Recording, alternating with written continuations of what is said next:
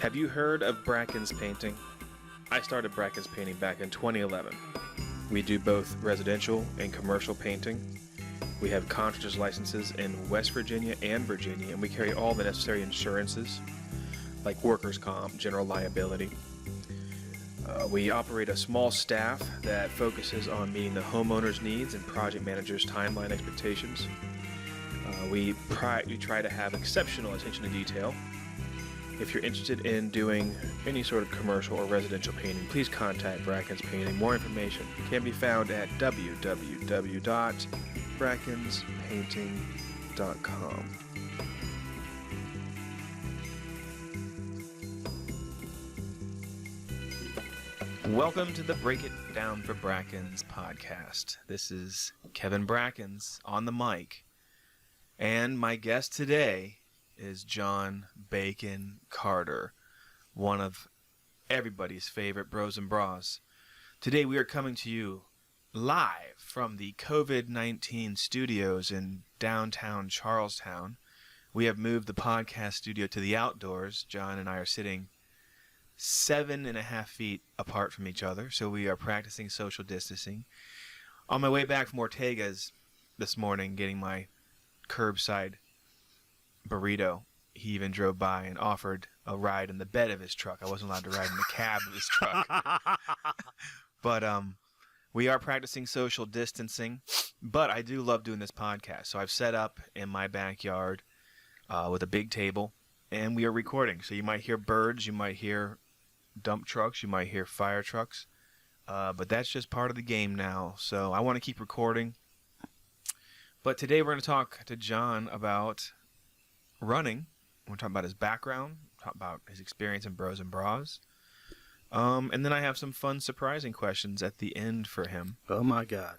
Which he's only been partially prepared for, which is fun. This is fun. This is fun, Kevin. All right. So, Bacon, tell me about your background, just like everybody else. Where'd you come from? How'd you come up? Okay. Where are you now? Where are you going?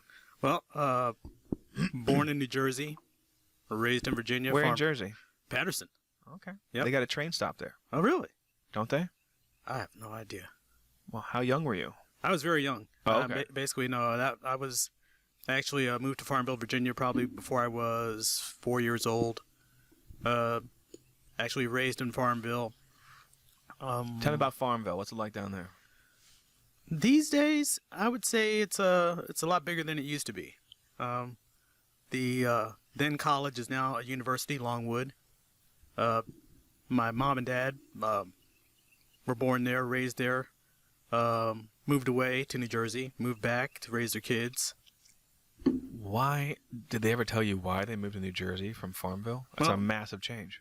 Well, a lot of my family would actually go north for work, come back down south, and actually put a house together, or either some would actually just stay up there.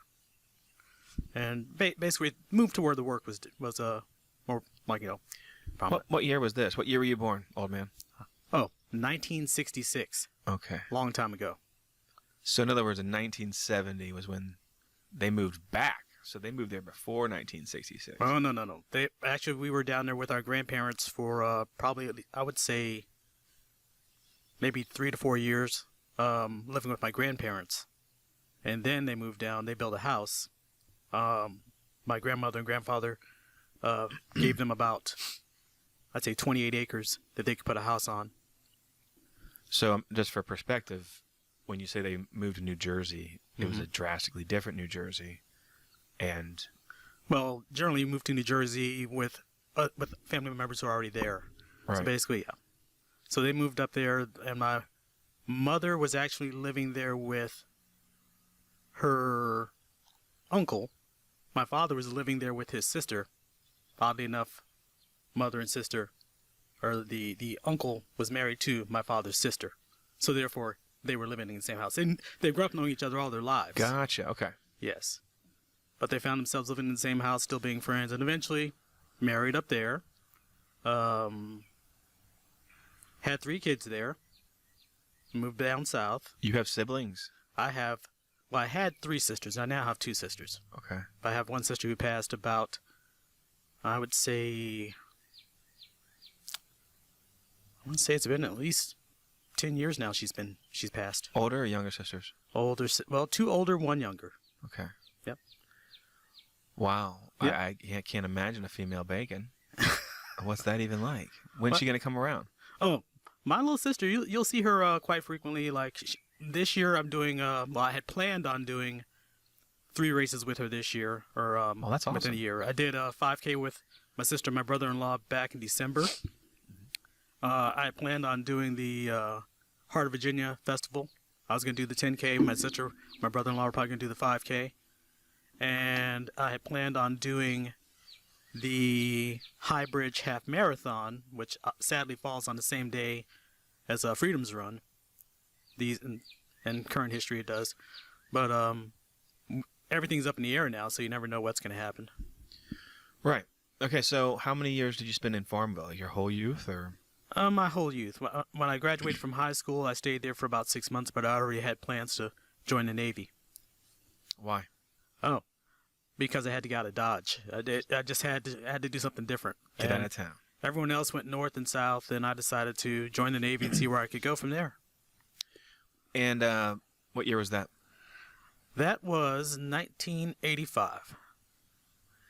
What were your job opportunities going to the Navy? And the Navy, the position I was actually... like you take the test or whatever, and they're like, hey, these are the 20 jobs you're eligible for. Or is that how it worked back then? Yep. I could do just about anything that didn't require me to see colors, because I still failed the color test. Really? I'm red-green colorblind, as you can tell from the way I dress myself. What colors are you wearing right now? It's kind of green. That's what it says on the tag, Kevin. Okay. What color am I wearing? It's either an orange or a red, Kevin. But you're red-green colorblind. I'd say it's more red. Well, why? How can you tell? Well, so when you say you're red-green, does that mean you can't see red or green, or you can only see red or green? I kind of fuzz out certain shades of red and green. If you put some blues and red side by side, I'll get a purple line. Okay. Yeah, but basically, yeah. There was one time when I bought a truck, and I want to say it was my very first new truck.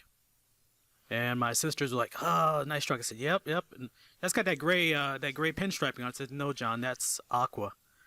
Really? Okay. So yes, generally I have to have someone go with me, or I have to really read the sticker on a large purchase before I buy it, because I think the color is good. That's really funny. So, what jobs did you want to do in the Navy? Well, I wanted to actually get into computer repair. In '85. Yes. Wow. Well, I'd always enjoyed working with computers, and I was in the computer club when I was in high school. Back in the days of the TRS-80s and Commodore 64s, Commodores 128s, that kind of stuff. Okay. So I tore everything apart in the house. I tore apart all the radios. I tore apart all the televisions. Did you put them back together? Mostly. Right. I always had a few screws. My dad gave me a carburetor one time. Ah. I took every piece of it apart. And then he said, put it back together. And I was like, nope. I got none of that skill in me. No. I just, when you're 10, you don't think of those things. Well, so how many years in the Navy? I did 20. Wow. And so you retired? Oh, yes. I'll start off as a data processor, because back in those days it was punch cards and paper tape and big, like, might as well go ahead and call it reel-to-reel, but basically big magnetic tape storage. So basically the prehistoric time of computers. And, right. Were these on ships, or were you on land? Yes. I've actually served on 4 ships. Which ones? The Okinawa, the Tarawa, and the Peleliu, and the Bataan. What kind of ships are those? All amphibious. Gator freighters. What does that mean? Basically get Marines where they got to go so they can do what they got to do, and then you bring them home. Okay. But basically, troop transport, they tend to, the LHAs and LHDs, they tend to lower into the water so you can let like amphibious craft out. Okay. So basically, you storm the beach and you come back. That's pretty cool. Well, it was interesting. And then the computers you were working on, so you were computer repair for the most part. Is that hardware or is it software, or both? I've done a little bit of everything over the years, because I started off doing basically data management, working in the supply system. Didn't start working in the information management field probably until I would say the mid '90s, more or less. I actually started doing more stuff that had to do with, I'd say, Intel. Okay. Yeah. And then, so you retired after 20 years, but that only takes us to 2006. Yes, it does. So there's 14 years. Yes. What'd you do after the Navy? Well, after the Navy, I retired for one day. I left NAVCOM. Yes, one day retirement, which was actually January 1st of 2006. That was my only day off. And then what? And then I actually started doing contracted IT work for the government. So, and I would say it's been good for me. It basically, I managed to find a location where I don't have to go downtown every day to DC because the commute just wears you out. Yeah. I did that for years. Okay. So then, due to how vague this conversation is becoming, you have to assume that you must be working with sensitive information, and I wouldn't even know what questions to ask beyond this about you professionally. So, am I correct? Well, we should just move on. I would say in this day and age, I still do server work. I still do. I touch on security every once in a while, but I'm not a security guy. I do desk side support. I'm a customer cooler. I'm the person that they send in to sit down with the customer and walk them slowly through what their expectations are. I can appreciate that. Yep. All right, cool. So, what got you into fitness? I used to be fit years and years ago. I used to be fast years and years ago. I was never an athlete, but I stayed active. Yeah, how do you run when you're on a ship? Around and around, Kevin. Around and around. Okay. You bob and you weave. You gotcha. Yeah, but well, on board ship you have hangar bays, you have basketball courts. The ship does pull in the dock. You go out, but back in those days, I was more of a bike rider than I was a runner. I ran twice a year because the Navy made me. Oh, PT test, yeah. But still, I was fast. But I didn't warm up. I didn't cool down. I cramped up a lot, but I still did the same thing I do now, where I'm the person who would go out and run, finish my run, and go back, find my friends, and bring them with me. So you retired when you were like 38. I retired at about 40, Kevin. Yeah. Yeah, I retired about 40. Okay. So I retired about 40, and So yeah, you were young the entire time you were in the military. yes. But I also love to eat, Kevin, if you haven't noticed. Oh yeah. So I was on what they refer to as the FEP program. Which was the fitness enhancement program. When I was in the Army, I was on the exact opposite. Ah. In basic, I weighed 127 pounds, and they made me eat double desserts and like double helpings of like chili mac. Yeah. Didn't do any good, but I was on the skinny boy program, they called it. I do love. No, I started there too. I started off light. I was like 28-inch waist, about maybe 125, 130 pounds max. Mm-hmm. And yeah, back in those days, yes, I did. I ate a lot of weight gainer, and I ate a lot of chili mac. I love chili mac to this day. Right. That is. I was thinking about some beef yakisoba tonight, but it's probably gonna be. Yeah, I'm still sticking with beef yakisoba. What's beef yakisoba?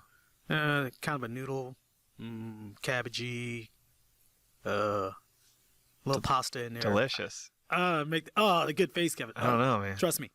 I'm not a cabbage dude. Cabbage is wonderful. Oh, Kevin. Okay. Well, we're all particular. Okay. But basically, I had the if I was import, I was getting bigger. If I was out at sea, I'd lean up. Gotcha. So basically, you kind of lean up for deployment. Are you leaning up right now during this self-imposed quarantine we're in? I'm not quite sure because I'm actually eating at home more. Isn't that awesome? And eating at home more, I'm managing my portions a little bit better. It's only been a week, but managing my portions, cooking my own food. So it's hard to believe how much we eat at takeout or in restaurants per week. I've been stoked because I've been cooking, and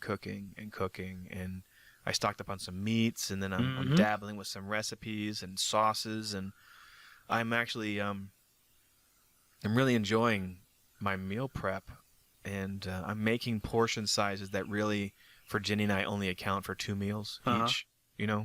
but they're all protein dense and they're way better than what we were eating, at least what I was eating on the road. Yeah. But now that I'm stuck at home, it's like, so I don't know if I'm going to be getting lighter, but I am going to be healthier for sure. I think I'm going to get lighter because I'm doing that, and I know Jack was a little sad because I didn't come to the Thursday night run because I was already at home. So, and living in Berkeley County, it's easier to just run in Berkeley County and stay in Berkeley County than it is to start off in Berkeley, come over here, and go over there. Right. Normally what I do with a lot of the runs that we do, like the Tuesday night and the Thursday night, and if I come through on Wednesday night, I'm actually stopping here in Charlestown or Ranson on my way from work to the house. Right. What's awesome about Bacon is he drives this awesome Tacoma, and his back seat has a clothes rack that literally has clothing for any outing that he would be wanting to get into based on his travels. And he's not afraid to change right there in the back door either. Yeah. At least 3 pair of shoes too, Kevin. Really? Always 3 pair of shoes. Awesome. So, fitness from the Navy. After the Navy, did you stay fit? I fell apart. Yeah. I basically just put on somewhere in the neighborhood of about, I retired weighing somewhere close to 218. Okay. I went up to 245. How did it look on you? It felt very uncomfortable. It was just, so you felt fat or I was about overweight? I would say obese, Mm-hmm. because I simply sat down one morning and reached to tie my shoe and had to pull my pant leg up, use my pant leg to pull my foot up to my knee so that I could actually tie my shoe. So we're approaching a point where all my shoes are going to be slip-ons. Man, yeah, that's a sign. I had a sign similar to that where back in October, because you can tell I've done a transition. Oh yeah. But back in October, I was on vacation with Jenny, and I was laying on my left side, and then I went to roll to my right side, and I felt my stomach actually move separate of my torso, like it kind of flopped over when it was ready, and I was like, what is that? And then I realized I was getting like these things around my back near my kidneys or whatever, and it was like back fat. Yes, that's back meat. But yeah, and I think I still have a little bit of back meat, which I got is some annoying. too. Yeah. But you have these realizations, right? Where you're like, I gotta make a change. It's either going to continue to get worse or stay bad, or I can make a change now. Nutrition, fitness. What did you do? Well, I had to because on top of putting the weight on, at one point I had a slip and fall at work. Basically went up in the air and came down on my shoulder. Tore 2 tendons in my left shoulder, 2 major tendons. So basically I, of course, got up and didn't realize initially that I hurt myself. Couldn't find my cell phone, so I was grumpy about that. I found that after the thaw. I found that after all the snow melted, I found that phone. Right. But the odd part was I was actually making a phone call home, and I could actually hear myself fall on the phone. On the voicemail? On the voicemail, I could hear myself. It was ridiculous. But actually, got up, dusted myself off, went to grab breakfast, scratched my chin, said I should go ahead and take some aspirin from my shoulder when I get back to the office. I went to scratch my chin with my other arm and couldn't raise my arm. So, wow. There was some surgery, there was some rehab, but I think if I had kept myself in shape, I either would have had the balance not to fall, or if I had fallen, I wouldn't have hurt myself as much. That's the worst. Yeah. What size waist did you end up getting up to? I was up to about a 42 waist, and I was starting to stretch out my double X shirts. Damn. In a bad way. Yeah, I get it. Yeah. I get it. Yeah, that's terrible. So what did you do to get back? To get back, I actually started moving more. I actually joined a gym. What year was this approximately? The slip and fall was actually in 2008. No, 2007. 2007 I had my slip and fall. Around 2008 I actually started doing more stuff, but it was more walking, and then I was trying to also get my then wife into the gym more so we could both get fit. And I had a friend of mine who was also a bit heavy. Mm-hmm. He and I actually served in Saudi Arabia years ago. Back then, we were entirely different people. Right. Yeah, like, so we came to realize basically that we did have history before we met the second time.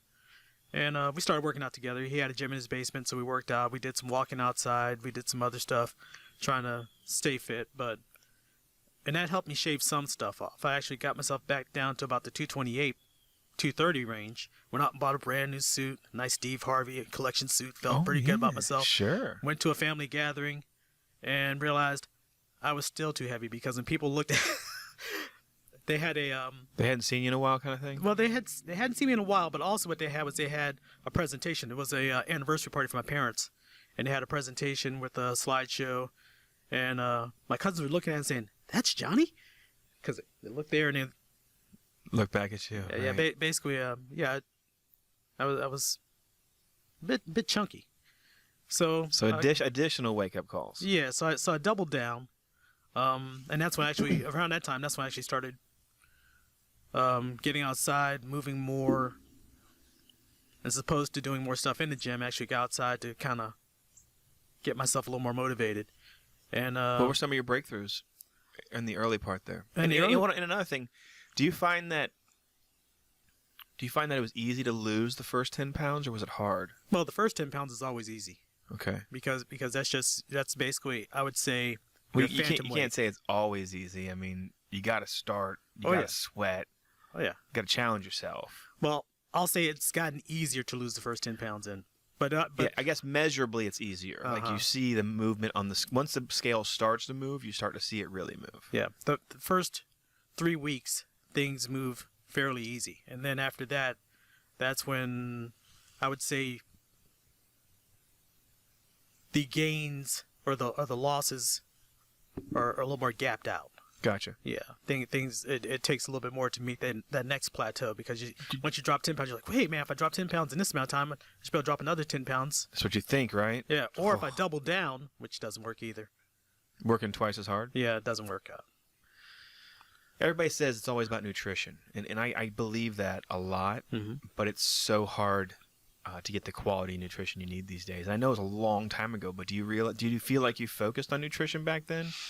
I want to say I did focus on nutrition, not more so taking the fast food out, Right. taking out the Candy. sugar is a biggie. Yeah. Yeah, and for me, the hardest time is always in the fall, because everybody wants to make something sweet. Everybody wants to basically they want to celebrate with food, Sure. and I love to celebrate with food. So my problem is I will celebrate with food every day. So if you let me. Yeah, no doubt. I'm in the same boat with you. Yep. But what I will do when I'm really highly motivated, normally it's like a challenge that does it. Like and this year I didn't take on any challenges, but normally I will take on every challenge that they have. If they have like a Gold's Gym challenge or a drop 10 pounds challenge, just do smoothies, do planks, I'll just challenge. Let's do it. So I think there's a challenge happening right now. Oh, and really? I haven't been paying attention to it, oh, even though I started it. I mean, I'm not going to win it for sure. all right. I think it's a calorie challenge where you track it. Huh. And, anyways, well, we have a lot of challenges. You know that currently. Oh yeah. So let's jump forward. Let's talk about the last 5 years fitness. We've been getting into them. Well, the last 5 years, I would say the thing has been how far can I go, Okay. and how many days can. Of course, last year the challenge was Hold on, man. Hold on. No. I want to 5 years. I want to get that. I want to really bring the circle around to last year. So let's say 2 years before you met Bros.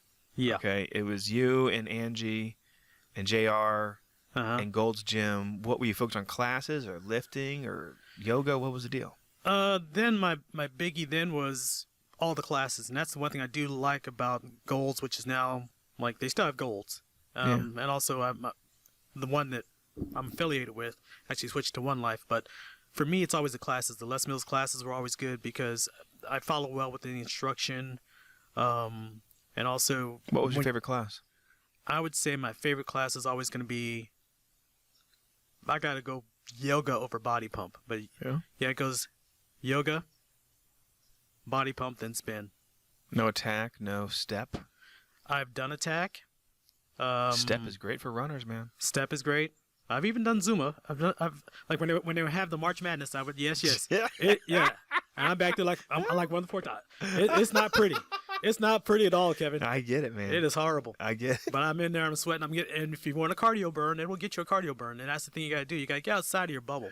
I've done about 3 minutes total of Zumba in my entire life. And that's like in 20 to 45 second spurts. Oh, like I get in there and I'm like, nope, bye. I can't do it. I couldn't let go, man. I just get in the back of the class, and I keep my movements small, so it's not to bump into other people. And I just try to but if just like anything else, if you do it enough, you get the rhythm down, you get the motion down, and you basically don't bump into people. That's it. That's all I go in there not to do, is not to bump into people. So you didn't do any body attack? I want to say I did body attack for about 2 months. Me and Jenny used to do attack step back-to-back classes. Oh, okay. When we were at Gold's. And all right. that's part of how Jenny built this empire of fitness friends. She knows so many people, and she's so cheery and happy and welcoming. And once she really latched onto that over at the Gold's in Charlestown, man, she loved it. And then I would go in there and do the classes with her, but I'd always be in the back too, because I never took it too seriously.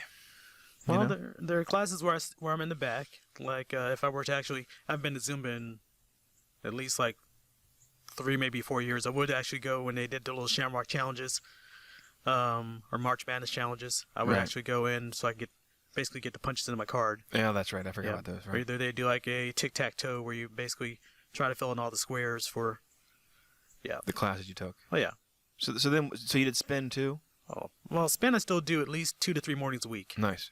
Yeah. Well, I was doing until last week because of the gym shutdown. Oh, because of the, thank you, COVID-19. Yeah. Yes. Yeah. Okay. Yep. So then, I hate to say that I don't remember when you first came to Bros and Bras, and I can only say that I don't remember people's first days, because the group is so massive. Oh, yeah. And I know that as a group we try to be welcoming and to greet new people, and we're lucky to have people like you and Jack and the other leaders of the group. But what was your, I guess first, so you heard about it from Angie and JR. Right. And those two are on a journey. I'd love to have them on the podcast, because they're doing an attempt where they run a half marathon in every state, right? That is what they're doing. They're doing a 50-state program. And where are they, numbers-wise? I've got to say they got to be at least at 20 by now. Yeah. I'm gauging 20 because they will do things where they tried to get me in last year to do, I think it was like 5. For them, it's going to be 5 half marathons in a week. For me, it was going to be 5 marathons in a week. Oh, yeah, we'll get to that in a minute, too. Yeah. Crazy goals. Yeah. All right, so you heard about the running group from them, and they had a running group at the One Life / Golds, right? What was that group like? It was a good little group. We'd meet up over at Shepherdstown, and more or less, Jim was, I want to say, Bree was planning for the Baltimore Marathon. But she's a hardcore little runner. She gets out there, the kind of person who, if she has an injury, hurts something, she just goes faster. She scares me with it. That's hardcore, yeah. Yeah. But she... was that an established group or just kind of a pick-up run group? I want to say more of a pick-up and run kind of group. Is it still something that's there, or...? It is not there anymore. Okay. But we meet over at Shepherdstown, and get on the canal. Cool. And do that stretch there, either headed upriver or downriver. And we generally do about 5 to 7 miles. Back in those days, I started off actually doing a 0 run in a Merrill's glove on the canal. I was more of a toe runner, so basically I was running looking like a jackrabbit more times than not. So the style has adjusted since then. I've gone through many pair of running shoes since then. Right. As a matter of fact, I think as we continue with our current social distancing, I think at some point I'm going to end up taking all the shoes out of the house, put them in the driveway, and actually figuring out which shoes keep and which to actually let go of and donate. Inventory. Yep. So what was your first outing with Bros, and what was that like? I want to say my very first one was it was welcoming, but I really was just kind of new to the area as far as just new to actually doing group running and being social with people outdoors for something like that, just to be outdoors and do the walking and the running. Had you been racing prior to that? I want to say I may have done a 5K. I might have done the Miana Stewart, Right. Okay. which was a nice little race down in Inwood. Yeah, we had a decent group that would go to that every year. Mm-hmm. I think at that time that we were going to it, it paired up against a Ragnar. Yes, it so does. a lot of times a big portion of us weren't there because we were at a Ragnar. Mm-hmm. What So you would almost say you were kind of new to running when you came to Bros. I was very new to running. I would say my Wow. very first 5K was actually in Saudi Arabia, in Escon Village. Okay. And that was a turkey trot. 1992. I want to say that was back in 1998. 98. Okay. Yeah, that was back in 98, I believe. Did you get a T-shirt for that? I did get a You T-shirt. still have it? It's a disgusting looking thin T-shirt, Kevin. Well, you got to keep that one as a trophy. All I know is I went out there and I ran. I chafed. I was very uncomfortable. It was very hot. That's only a 5K, bro. Dude. You chafed on a 5K? I chafed on a 5K. Brutal. Okay. I chafed on that was because I basically got there in September. And really there was nothing to do in Escon Village but ride bikes. You did your shift. You go to the gym. You eat heavy. And that's about it. That's it. Okay. Yeah, I was roller skating on cobblestones. So Bros and Bras, I assume it was a Saturday morning run at Black Dog. Yes. Okay. And then walk me down that path. Well, I would say I went out. I did the. How many of us were there? Had to be at least 20 people. Oh, good. Had to be at least 20. So it was like a springtime? It was. I would say it was. It felt more fallish. Okay. Felt more fallish, but came out, did and then I'd only come out like maybe once a month, maybe twice a month max, and just kind of mingle, get to meet people a little bit. But it was actually when my wife passed, I actually got into it more, and that was When did your wife pass? She passed in 2016. She passed in 16, and that's when I actually started coming out and doing it more. 17, I came out and did the run on New Year's Day, and I want to say that was a hard run. That's a real hard run. Is that the one where Chuck passed away? Yeah, that was real hard. Yeah, that was not a good day at all. Oh no. I mean, as a group, we rallied around each other, but Yep. that was a real unique experience. Yep, that was a painful one. So, your wife had passed away just prior to that, Yes, and and you weren't close enough with the group at that point to have us rally around you. no, it's not, because at that point, now granted, leading up to that, I had started doing marathons in 2013. As a matter of fact, Angie and JR did my very first marathon with me, which was the Loudoun. I'm trying to think which one it was. It's a group over in Loudoun County. Reston Runners. Okay. Yeah, they had their, I want to say it was their inaugural marathon that they had, which was basically doing 2 loops of a half marathon. And I'm not sure who cried more at the end of that, me or Angie, because it was cold, it was March, it was uncomfortable. That's hardcore. We're both frozen. 26 miles. JR beat us both. And No? the one thing I would not let Angie do was beat me that day. That was Jeez. that was the one thing I wouldn't let her do. But So with Bros though, where how did you fall into the pack? Like how did you, like I said, when your wife passed away, you found yourself being more active with the group. Was that just to compensate getting out there, getting outside? And I would say it was to get outside more and just to kind of, running is where I socialize. yeah. Aside from that, I would say I'm very much an introvert. I'll say fitness is where I socialize, because it's now it's more than just running. I'll get out there and haven't done a lot of bike races. I did like one rally, did one which ride was it? Did one Casa ride around Berkeley County. Okay. Or actually around Jefferson County. Did the one around Jefferson because they had a loop that was around Jefferson. It was 50 miles, and if you really wanted to push it, there was a loop that went around Berkeley. Wow. So you could do them both in the same day. Jeez. Yes. About 100 miles in? You could do 100 miles in the day. And trust me, I did the 50, and that was enough. Yeah. I saw a lot of Berkeley County I didn't know exist. Oh, I saw a lot of Jefferson County I didn't know exist. You know, there's something I've been tossing around in my head recently is that we have not had our first local funeral inside Bros and Bras yet. And it's a huge group. Mm-hmm. It's a huge group. Like Jen's mother passed away, but that was in North Carolina or South Carolina or something like that. So it's and the club rallied around her. But I know that this group, as close as we are, you never know when it's going to happen, Right. and it's going to be a real tearjerker when that comes down the pike. Not to be morbid, but it's important to think about how, as leaders, you have to think about how the group is going to handle. Well, with everything that happens in life, I try to stay really 2 steps ahead because I've just had so much crazy go on in my life in the last 10, 15 years. Had the passing, and that's really what drove me more than anything else. Whenever I lose someone in the family, initially I lost my sister. That was a big kick to me because God just took her way too early. Okay. So I say as I lost cousins, as I lost aunts, as I lost uncles, lost my father. That stuff just kind of pushes me and helps me appreciate life more. The fact that I'm still here, I gotta do something. So you start to push your limits. So walk me down that path with that sort of drive and motivation, that sort of energy.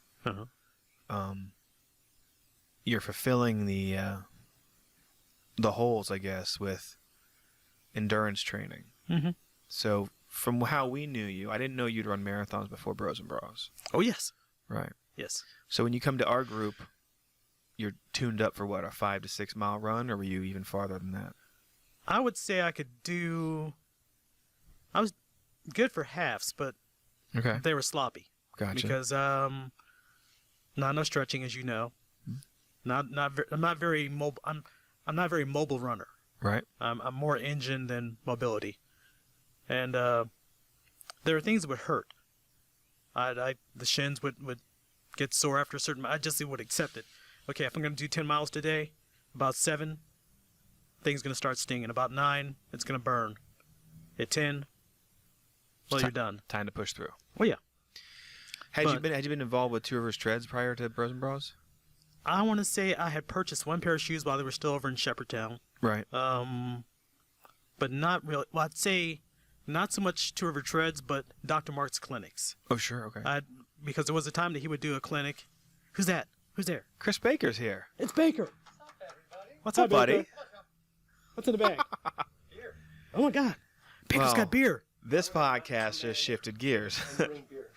Oh my God. We're social distancing. Yes. See how far apart we are? That's like 12 feet. Hi, guy. How's it going? How are you? Shut up. All right, so you really hadn't gotten into the barefoot running thing yet. No, I had not. But basically, Dr. Mark, he used to have clinics, I want to say almost weekly. He'd either do them over at the hospital in Martinsburg, or he would do them at the college, I believe.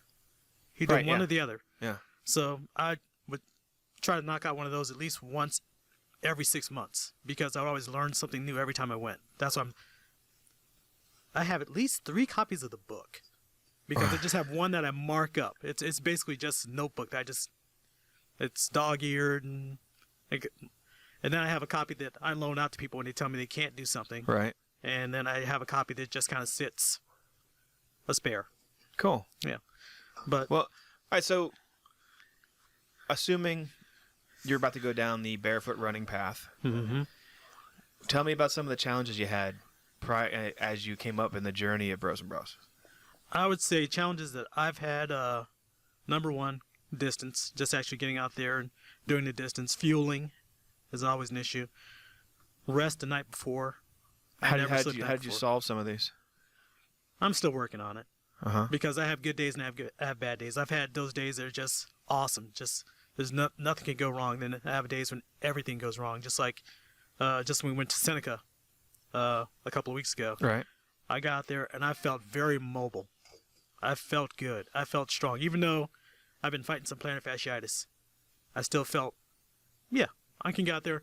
But the goal, in all honesty, was I kept Jack in front of me, and I wasn't going to do a mile more than Jack wanted to do, because that's why I ended up going back to do that race. And I wasn't going to go there and do the 32 miles, Right. have Jack do the 28 and say he had to come back a third time.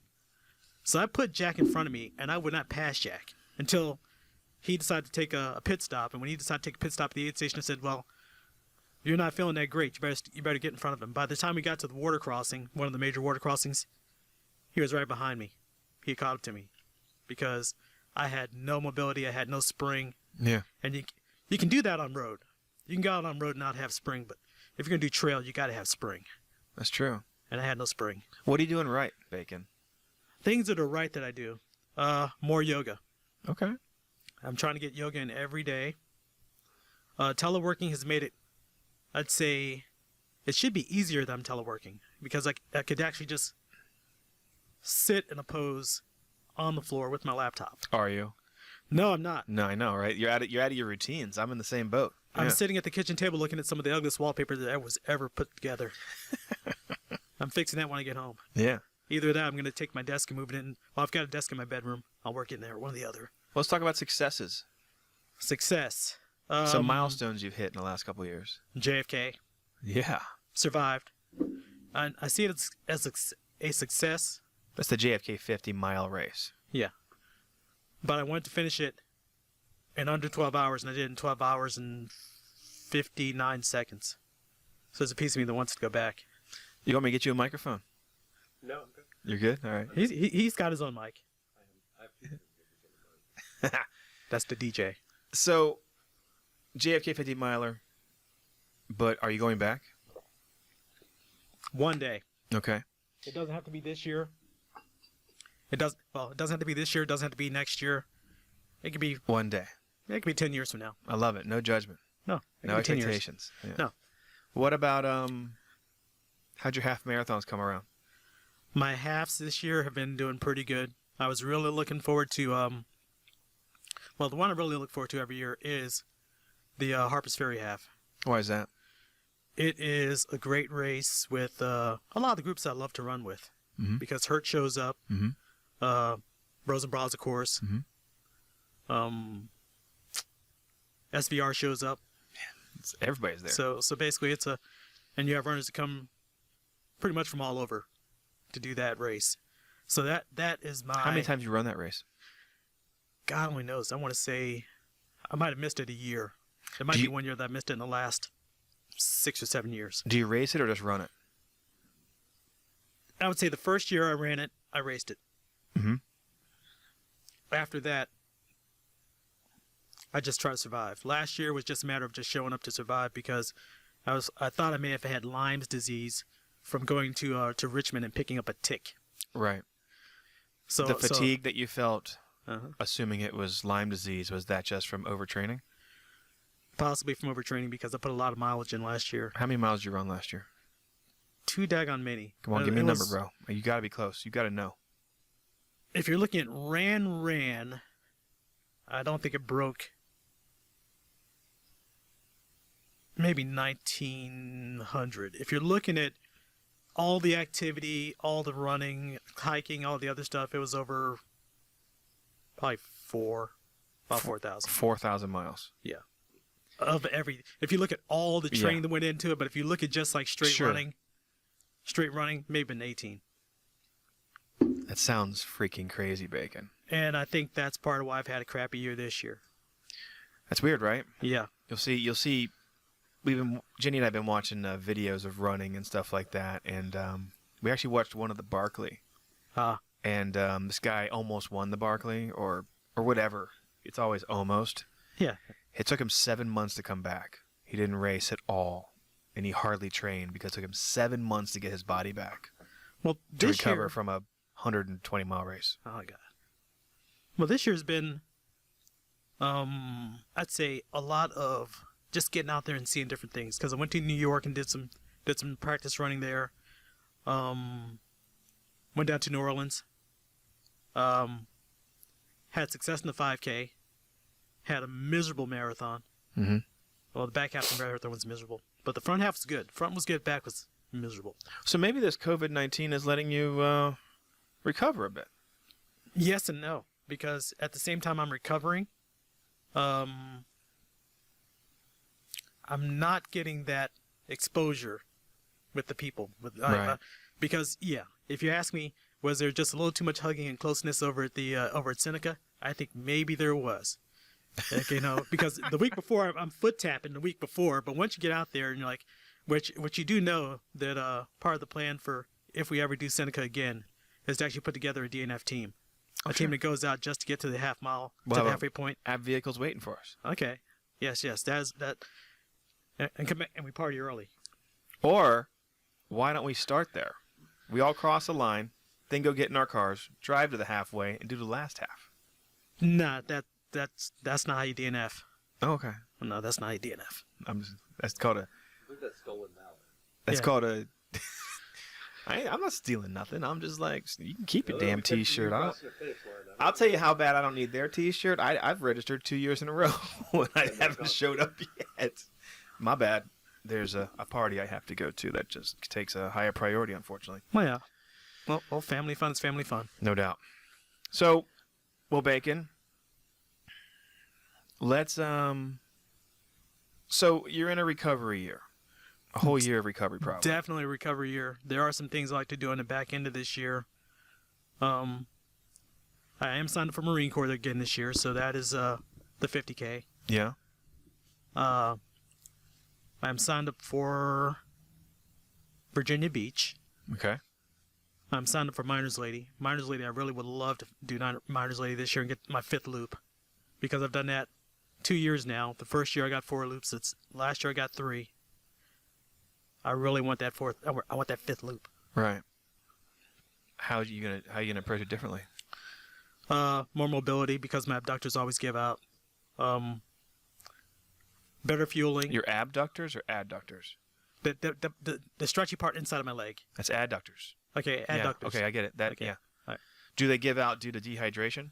I would say it's the dehydration. Mm-hmm. Last year I think there was a little too much beer in the tent the night before. That's fair. So that didn't help. Even though I made sure I left half of the beer at Two River Treads, so I wouldn't use it. When I picked up my bib, I dropped beer off there, so there'd be beer Afterwards or one day. Nice, man. So 5th loop. What else? Any Ragnars on the? Oh, wait a minute. There is. Yes, we do have Ragnar. You're the because I'm captain. the captain. Yeah, you're the I'm the captain captain of the captain's team. Yes, I'm the captain of the captain's team. So What inspired that nonsense? What inspired that nonsense was trying to put together the best team ever. A team of captains. A team where everyone knows the importance of Ragnar. At the best Ragnar that there is, West Virginia. And you've never captained a Ragnar team. Never have I captained a Ragnar team. So you just outsourced managerial mercenaries. Exactly. The best of the best of the best of the best. When do you think we're going to become a problem for you? Day one, you were a problem. You were the biggest problem. I was not. I just go with the flow now. I figured the easy ones would be Jenny, Jack, Bill, Tom, Melissa. Yeah, the only problem I saw were you and Jamie. That's it. Jamie's not a problem. She's got a lot of energy. She's got a lot of energy. Yeah, maybe. So, anyways, we're covering 124 miles. Yeah. Eight of us. Yes. All captains. All captains. And a junior captain. We don't know who's in charge. I'm in charge. You're in charge. I'm the captain. I don't know. I'm the captain. I think who the captain is changes quite often on that team. Well, I mean, the other thing is you don't even know what you're doing. not really. No, At this point, so- everything is just up in the air. Like, where are we going to camp? How many tents are we going to bring? Is this catered, or are we bringing our own food? Is Jack making quesadillas? Because they're good. Is Bill going to train? Bill's not running at all right now. Well, no, Bill's actually getting out doing some stuff. He was actually out doing some trail. With hiking sticks? Yeah, good job. I mean, I know Bill's not going to listen to this, so I can talk smack. But He's out there. Okay. He's motivated this year. He's getting ready for Marine Corps. Okay. Yeah. Yeah. So he'll be ready. Yeah. That's fine. Anyways, so anything else big? And what's crazy is that all these races we've had scheduled in the spring are getting pushed over to the fall, which is going to make, I know my September, October, I think is 6 straight weeks of races. Just Big race ones. after race after race. Texas, Atlanta, Richmond. So you're just gonna be Nova, in transit. Vermont. Yeah, man. Okay. I've got a rough 6 to 7 weeks. And some of them are multi-day, like 5-day travel Ragnars. Right. It's gonna be a rough one. So they're gonna cram all up into one big awesome racing season. Like me last year. That was your whole year, though. Yeah, my last year was just I'd have like some events where I had like, a Ragnar and a marathon in the same weekend. 5Ks and marathons and 5Ks and halves aren't that bad. Are you racing anybody? The only Are you person still chasing? I'm still chasing Jenny Brackens, Mm-hmm. and she's just getting better. Yeah. Just getting faster. It's just amazing. getting more amazing. So I may have to give up that chase. Either that I or was I'm gonna have chasing her at one point, too. I'm gonna have to train harder, Well, dude, you have... smarter. Jenny's very, very, very capable and really training like a badass right now, and that's going to be hard to catch. But what's crazy is that the engine you've got set up, if you did regular weight training and mobility, Yes. you probably could match her. And I think she knows that, but you have to do all the non-sexy training things. Yeah. Yeah. I know. And then, they always say every minute you're not training, your competition is. Yeah, she's out on the mountain right now, Yeah. crushing course. I'm sleeping at like 7:30. I know, Waking right? up. I think the most challenging thing that I've done so far today was vacuuming my floor. That was think it. you had a chance of beating her at Christmas, didn't you? I held on to her for the better part of a mile, and I passed her for the better part of a quarter mile. And I said, I think I'll live instead. I wanted to live. But that was a day or two after some big race, wasn't it? That was... Or that was 2 weeks after JFK. Yeah.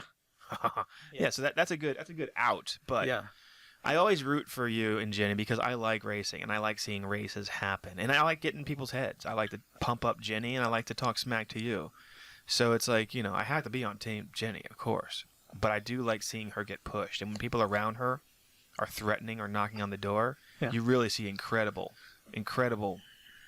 turnout from what she does. Well, understand this. I'm on Team Jenny, too. I love seeing Jenny Brackens run. I love seeing Jenny Brackens just crush the... Like, the worst part is not being there to see her cross the finish line. That's what I want to race to see. Right. I want to run hard so I can get there and see Jenny come across the finish line. Wow. Because I've never seen it yet. Right. You want to start a fire? No, I was doing some yard cleaning up. Oh, okay. Helpful. I can start a fire. There's cardboard out there. And kindling. Go start a fire, bro. Yeah. I mean, Start a fire. I feel like I advertised we had a fire and then we changed our mind. Yes. And But now, luckily, I'm regretting it. luckily, I brought my own fire. I'm freezing. Other people coming? I don't know. I'm gonna start a fire. I need a lighter. All right. So, Can you be trusted with fire? totally. Especially Okay. with these kind of winds, too. It's going to be a nice fire. Oh, my goodness. All right, so look, man. Yeah. Here's some tough questions. Okay, give me some tough questions. If Kevin and Jenny moved away and you were the figurehead of Bros and Bras, what are some things you would do either differently or you would do to improve upon it or just to expand it? What would be some of you? And don't give me any like candy coated, oh, well, you guys, blah, blah, blah bullshit. I want, like, what would you do, man? How would you take it in a direction?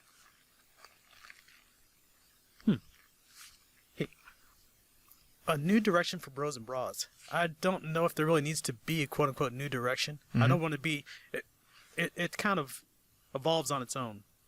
There's I'd say a degree of spontaneity. Right. So basically, it'd be spontaneous. I don't want to say we'd always work off the fly, work off the cuff, because that, after a while, that gets sloppy. But I would have to say, Assuming the foundation is there, just like it is right now, and then you find out Jenny and I are moving in 2 months, and that's just the deal, And right now we have approximately 24 to 26 monthly volunteer events. It's insane. It's a lot. Right. It might be maybe it's 22, but there's a lot going on. Mm-hmm. The Ragnar programming is in place already. Right. We're at critical mass. We're not seeing a ton of growth. There's a few new people popping up here and there, but we're at a regular growth rate of about 2 to 3% a year. It's not big like it was back in the beginning. Right. Right. And people, phase out and phase in. But what do you have any vision for Bros and Bras? My vision is just get the name out there. Just keep putting the name out there. And how would you do that? Well, me, I do it by wearing a shirt that has Bros and Bras on the back of it almost every place I go. I did figure out part of my problem from last year was overworking my right side, dragging the flag every doggone time. Dragging the flag out there. So I would say just basically just keep the name out there, keep it in social media, keep inviting people, keep adding days, just making sure that something that people have a way to stay engaged and mobile and keep moving any day, anytime they want to. Well, see, we used to have that website, Mm-hmm. which the website came down, and now we host the calendar under my new website. Right. But the all it costs money. Yeah. Flat out, it costs money, and my finances were directed in a different direction, and when Right. the nonprofit closed, it just turned into a autopilot scenario. But now Right. there's new life being breathed into it with new members coming out, and Mm-hmm. you and Jack and everybody else I could name who are leaders in this group Mhm. and how they step up. But we have access to Ben, who owns BLT's WV.com, which is a t-shirt company. He can make more gear for us, but we're not utilizing it at all. And I feel like if we don't utilize it more, Right. we're going to lose those special privileges, because the way he does a dead drop over at TRT is very, very unique and a very cool system. Yep. But I feel like people either the energy back when I had a t-shirt shop, or back when we had the clubhouse, there was a different energy in getting your gear and getting your shirts. Mm-hmm. It was all still so new. Now I still have all my shirts, but I don't work out in them as much. But people wear through them, and they Mhm. wear out, and they get thrown away, or whatever the case is. So people aren't really renewing for any reason. So it's hard to push that out, unless, like, the idea Mhm. I've had is, let's pick up 3 sponsors. Before you join Bros and Bras, the very first T-shirts we gave away, Mm-hmm. it was, if you came to 5 events, you got a T-shirt. Right. That's cool. Right? Okay. Yeah. And it had the Bros and Bras on front, and had the Bros and Bras on the back, but down at the bottom it said, sponsored by B Vintage, Swolemates, and Brackens Painting. So we had 3 companies come together and throw in like $75 each. Mm-hmm. So then we had $225, and we bought as many T-shirts as we could with a front and back, and we put their logos on the bottom, All right. which is a really cool idea, because then you can give shirts away, Right. but there's not really any new people. And that's the biggie right there, because I have the gear, but I need more gear. So I actually need to take advantage of that too, because I have a ton of shirts that I need to get done, need to get properly tagged, and then also I'd like to see what other options he has out there for stuff. But also I need gear that's embroidered. I need embroidery. I know embroidery is Expensive, man. yes, it is. People usually don't want to spend that. We were looking at making a board of directors embroidered shirt. Did you hear about that? I did not. It was me and Chris and anybody else who's retired from racing. Retired. Bro Jangles. Retired. Yeah, like I'm retired from most races. You retire monthly. Yeah, well, if I'm wearing this shirt, it means I'm definitely not racing. But it's gonna say like board of directors on it. Uh-huh. It'll have the Bros and Bras embroidered, and then Yeah. our name. Yeah. And it's because it's a collared shirt, like a polo. Right. Right. You can't run in it. Well, Bro Jangles is actually coming back in the game. But if he's back in we the had game. made it to South Carolina, Mhm. we were definitely not running that race. But we were Oh, going to okay. go there to party, just like how we did in Vegas. We didn't Mhm. race, we partied, and it allows a kind of a celebratory pit crew to travel with the racers. And that pit crew is really great, because we had pit crew when we did the High Bridge Ultra, and pit crew made that Who awesome. was the pit crew there? Jamie was there as pit crew, Nice. and Joe Runner's wife was there also as pit crew, and they kept us moving. They kept us going, Nice. and kept us up and running. So Well, I like the idea of people who aren't racing. They could wear this matching polo. yes.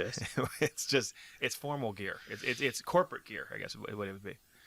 But yes, that's one way we can get the word out more. What's another thing that we could do better?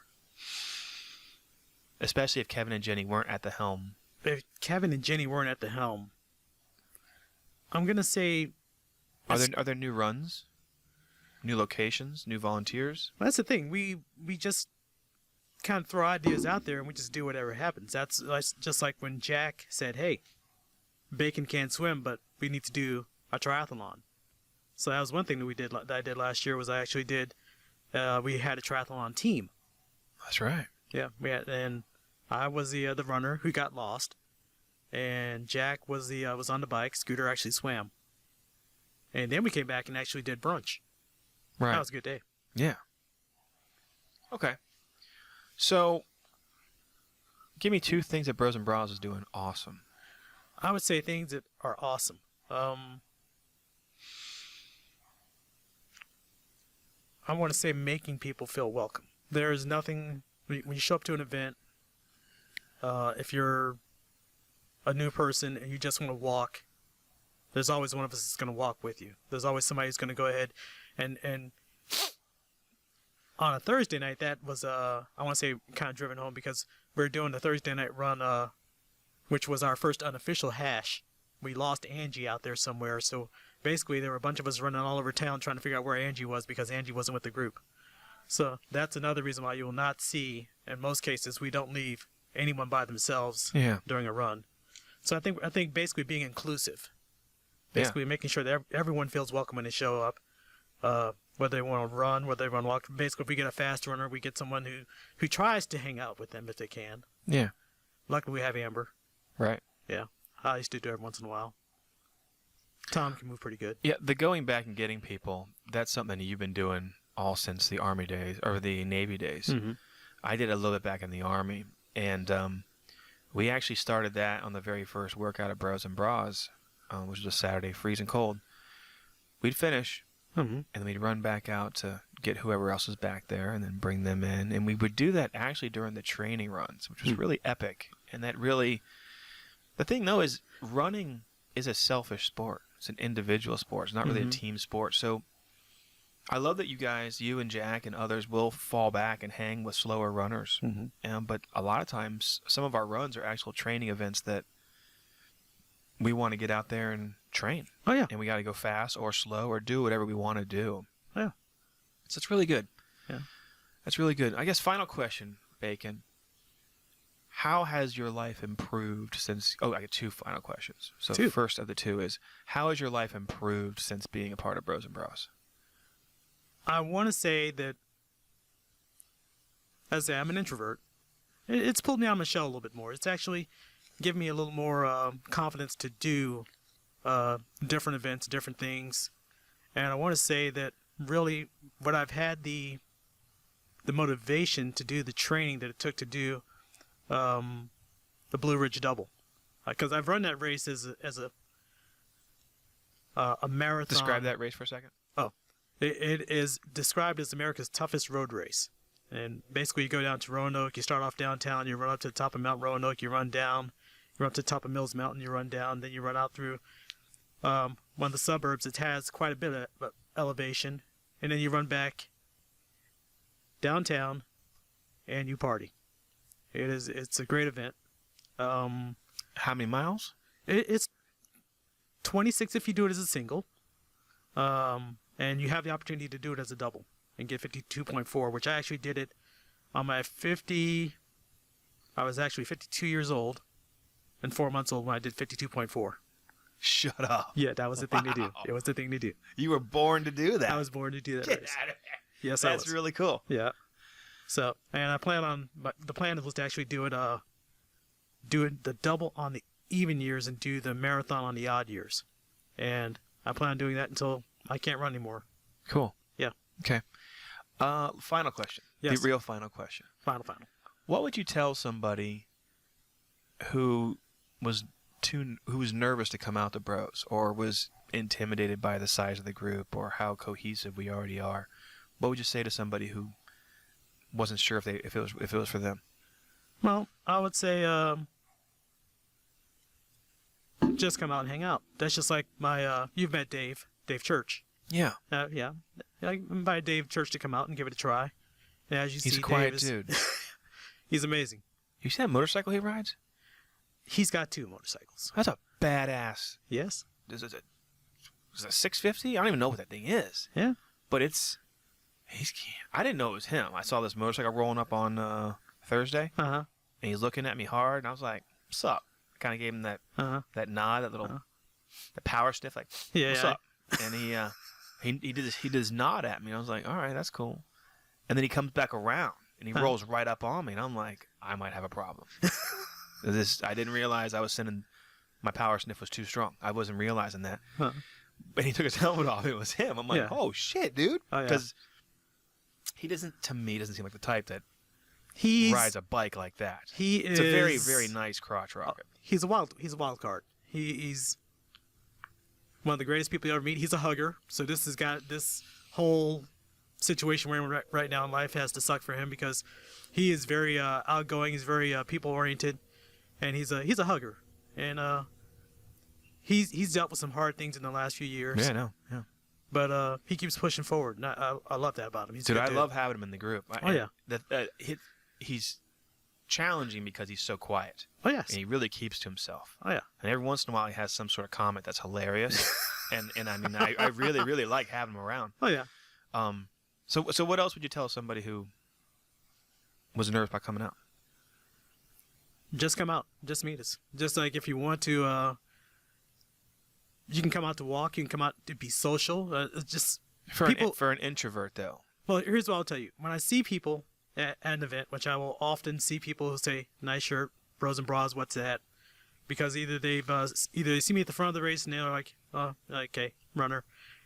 By the end of the race, I've left them with a different impression. Either if I passed them or if they passed me, I tend to leave an impression, whether positive or negative, with runners. I do.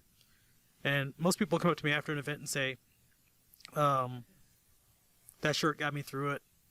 What is Bros and Bras? And I will tell them, we are 75% fitness, 75% social. Yeah, that's so old. And That is so old. And we don't do math. God, That's man. exactly. Yes, I tell them that every time. I was like, yeah, bro. That was me being when we first came up with this nonsense idea. Yes. It was me just being a clown, and it's really stuck for some reason. Yes. And then people are like, "You guys are stupid. That's 150%. You can't have." I say, But I say we don't do math. That's exactly what I tell them. I say we do not do math, but we're here to basically. We don't have to be the fastest. I like how our shirt logo is so big on the back that people can use it as a target, and the name is unique enough that you're like, I'm gonna stay with that, the black shirt, white letters. I'm gonna stay with that Bros and Bra. What is that? And maybe it gives somebody a little bit of distraction to get away from the challenges they're having when they're running. But that's really cool. Yeah. All right. Is there anything we missed? Well, You didn't ask me any questions. I will tell you this. It was my second Marine Corps marathon. There was a lady who came up behind me and said, "I know Kevin." Yeah, Really? Yeah. Basically, she ran track with you. That was Maria from New York it City. was. Yeah. Mm-hmm. She's a very good runner. Yeah. And that's crazy how the logo travels like that. Yes. So we should send her a shirt. Even though she's never been to a bro event, the fact that she recognized us at a huge race like that is just really awesome. Well, yeah. You know, I think would be a great idea since we have a t-shirt guy in our pocket, even though we're not using him, Bacon. Speaking of which, I'm going to call him out again. I know he's not listening either, but he is I've commissioned him to design a new hoodie. Oh, really? A 2.0 wicked, incredible, super heavyweight lounge hoodie for Bros and Bras. Might be into it. It's going to have Velcro all around it, so you can put your race patches on and take them off. You'll be able to, in my mind... Have you seen my robe lately? Yes, I have, dude. That's incredible. Yeah. I'm working on it. We'll have a Ragnar side where you can put the state you're in or which one you did. Yep. Down the sleeve. That's my goal. Right. We're pricing it out, and it's going to be my specs are expensive, but hey, this is the primary cut. I'm on board. So that's being developed. But you know what would be neat is if we could talk him into having person specific, the Bro Jangles T-shirt. Oh, that'd be nice. Where it has bros and bras on the front and the back, but then on the front it's like the beginning of the catchphrase, and on the back it's the finish of the catchphrase. In other words, you can actually buy the Jangles shirt. Yeah, the Jangles line and the Bacon line. The Brochel. Yeah, the Brochel line. And the Yes. Brochel line I would insist on it being the picture of him when he was young, wearing the jeans, leaning. He's like, "I'm just a walker." Oh, yes. Like, get out of here, dude. My God. So, and I know that Ben would be willing to work with us on stuff like that, but we have to show him love. We got to actually buy his stuff first. Oh, yeah. So, Well, I know I've got to drop some shirts off. Oh, wait. I got it. Yeah, it's fine. Okay. But yeah. so But yeah. All right, man. Did we miss anything? I think we got everything. I think we're good. Well, if what we didn't get, who knows? There's always summer. Don't worry. It's the top end. Yeah, We're good. Like, what was that? Did anybody else just hear Chris Baker blow his nose from 100 feet away? Because I know I did. Lord knows. All right, bro. Well, you missed the opportunity to ask me a bunch of questions, and that's fine. Well, here's the thing about it, Kevin. I can always ask you questions. That's true. You're always there. Well, look, man, thanks for being a leader in Bros and Bros. Hey. You're a leader, you're an influencer. And what I say by influencer is the things you post online about being active and encouraging people to get out there and stuff like that, or where you're running and who you're running with and what workout you're doing. I see pictures of you doing deadlift. That's a big deal. You doing the yoga. That's a big deal because we know you are going to become a more incredible runner. But that inspires people and it keeps people motivated to go out and do work themselves. Well, the thing about it is, I think I've told you, there are people who they'll say, hey, there's no way I can run I can run 50 feet, talk about run 5 miles or run 50 miles. And right. I say it's not about running. It's about just being active. It's about just moving. It's a journey. Yeah. It comes in just getting there. You have good days and bad days. You have good weeks. Oh, yeah. You have good months, then you have a bad couple days. Like right now, I'm in some bad days because I've got very, very strange, out of routine tightness that I'm not sure how to work out yet. Yep. And I'm also going through a little bit of depression, Right. because I've been training for a significant race series, some of which they're canceling and some of which they're shifting, with the whole Ragnar Immortal thing. Oh, yeah. So like my Richmond and my Atlanta got shifted to the fall. Right. My Southern California got canceled. Right. So like I currently don't have much to train for, and if I do continue training hard and they cancel their race, it affects where I peak, Right. I've already got stuff that's I want to say there was a 5K I was supposed to do either this week or next week that's been pushed to, I want to say not minors league. It's been pushed to Harper's Ferry half weekend. It's the worst. So, Yeah. so I've already got stuff that's bunching up in the near future. If you're able to, you should give that registration to somebody who could use it. Yep. Yeah. All right, bud. Well, thanks for being on the podcast. I really do appreciate you coming and talking about your experience in Bros and Bras and getting to know a little bit about your background. All right. I'm really stoked about that. Encourage others to come on, because I think whenever we hear conversations about how people actually see Bros as a group and what it's done for them, I mean, I feel like it really warms my heart to hear. Well, for me, it is that if you have an idea and you said, well, I'd like to do this, but how do I do it? In this group, you can always find someone who can give you pointers or help you train or help you get where you want to be.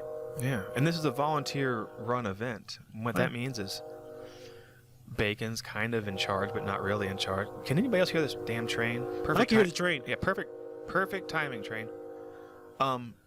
It's a volunteer-run event, and so Bacon runs like one of the days, and he's kind of in charge, but not really in charge. He's like the point of contact. And Yep. Jack does the same thing, and then Sandy and all the grandmas, they're doing the Jefferson Activities Group, and God even knows what they're doing, because they don't care about social distancing. They're hanging out and hugging on each other and walking together, and they don't even care about the rules. No, I got a bubble. Yeah, exactly. I got bubbles. I gotta keep. a bubble. So, like, if somebody wants to do a hill training thing for 6 weeks, the group can actually put it together for you. We can just put it on the calendar and say, hey, go out there and be the point of contact. All right, Bacon. Thanks a lot, man. Hey, thank you, bro. Take care. Bye. The intro and background music you're hearing today on the podcast is produced and written and performed by Peter Clark from his album Peter Clark After Dark. This song is actually called Finely Tanned Beer Guts. I used to have a beer gut. Sometimes it was tan. I don't know if it was finely tanned. It was definitely a hairy kind of tanned beer gut. But I don't really know much about why this song is named this or where he drew his inspiration. But you can hear the full song on Peter Clark After Dark, which you can search on SoundCloud.